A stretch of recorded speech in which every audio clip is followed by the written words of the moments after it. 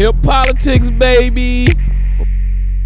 Explain to us the caucus process here in Nevada. This is not a state where you just go and vote, count up the votes, and whoever has the most votes wins.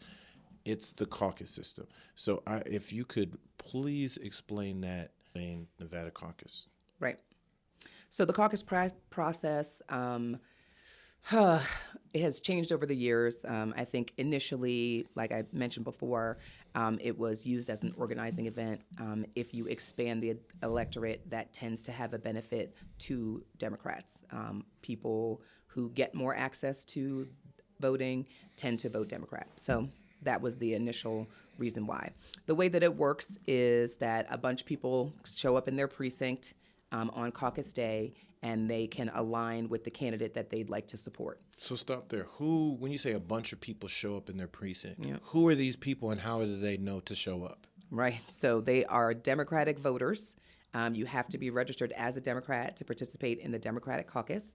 And they will come because it is widely publicized that the day of the caucus is the day of the caucus. So everyone has known when that date was going to be for a couple of years. So Saturday, February 22nd, a number of Democratic voters will report to their precinct location for the caucus.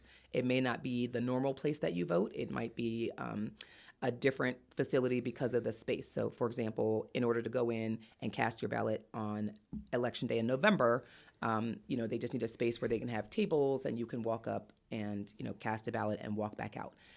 In a caucus process, all of the people have to fit into the space, and then they align with their candidate in a group.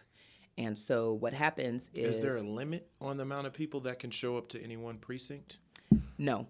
Your precinct is pre-assigned, so that is a part of the political map. Each geographic location is divided into precincts and then larger districts from that. So you have your county commission districts or your city council districts or your state delegate districts or your state senate districts, your congressional districts, et cetera. But they are all based on the precinct as the start. Okay. Once you get to your location, like I said, you align with your candidate. You can also join a group that is considered uncommitted. So you may not want to, you may want to just be with the biggest group, right? You may not want to cast your ballot for a specific candidate. You may decide, I want to wait and see who shakes out, and then I want to go with a bigger group or a different group.